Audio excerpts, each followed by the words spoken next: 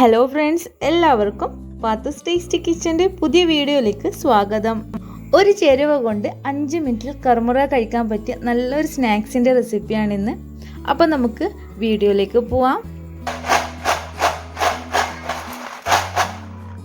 Flame on ചെയ്ത് ഒരു പാത്രം അടുപ്പിൽ വെച്ച് കൊടുക്കാം. അതിലേക്ക് 1.5 കപ്പ് വെള്ളം ഒഴിച്ചു കൊടുക്കാം. നിങ്ങൾ ഈ ചാനൽ ആദ്യമായിട്ട് കാണുന്നതാണെങ്കിൽ ഒന്ന് സബ്സ്ക്രൈബ് ചെയ്ത് സപ്പോർട്ട് ചെയ്യണേ. ഇനി ഇതിലേക്ക് ആവശ്യത്തിനുള്ള ഉപ്പ് ചേർത്ത് കൊടുക്കാം. അതുപോലെ തന്നെ ഒരു നുള്ള് അയമോദകം നിങ്ങളുടെ കയ്യിലുണ്ടെങ്കിൽ മാത്രം ചേർത്ത് കൊടുത്താൽ മതി.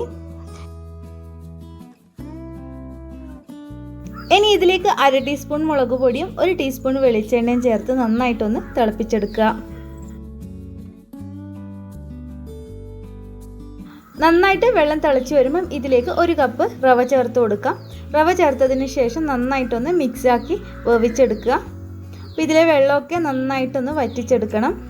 അപ്പോൾ പെട്ടെന്ന് തന്നെ ഇത് വറ്റിക്കിട്ടും, നമ്മൾ ഉപ്പുമാവൊക്കെ തയ്യാറാക്കുന്നത് പോലെ തന്നെ.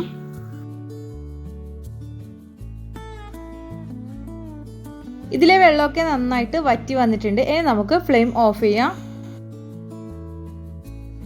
ഇനി ഇതൊന്ന് ആറിയതിന് ശേഷം ഒരു പ്ലേറ്റിലേക്ക് മാറ്റി കൊടുക്കുക. അതിനുശേഷം കൈ കൊണ്ട് നന്നായിട്ടൊന്ന് കുഴച്ചെടുക്കുക.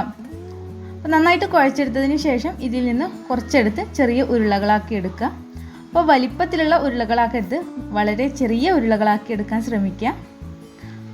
അപ്പോൾ വലിപ്പത്തിലാക്കി കഴിഞ്ഞാൽ പുറമേ ക്രിസ്പിയും പക്ഷേ ഉള്ളിൽ വെന്തിട്ടും ഉണ്ടാവില്ല.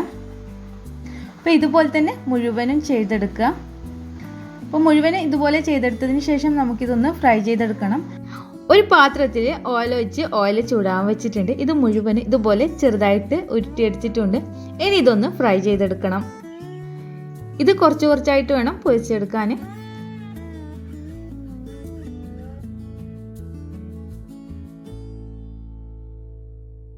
ഇനി ഇതൊരു വശം നന്നായിട്ട് പൊരിഞ്ഞതിന് ശേഷം ഇതൊന്ന് തിരിച്ചിട്ട് കൊടുക്കുക. അങ്ങനെ തിരിച്ചും മറിച്ചൊക്കെ ഇട്ടിട്ട് നന്നായിട്ട് പൊരിച്ചെടുക്കുക.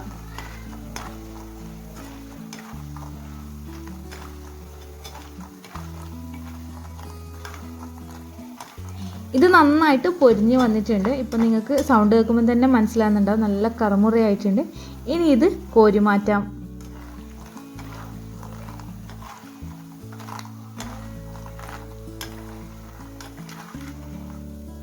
ഇനി ബാക്കിയുള്ളതും ഇതുപോലെ തന്നെ പൊരിച്ചെടുക്കാം.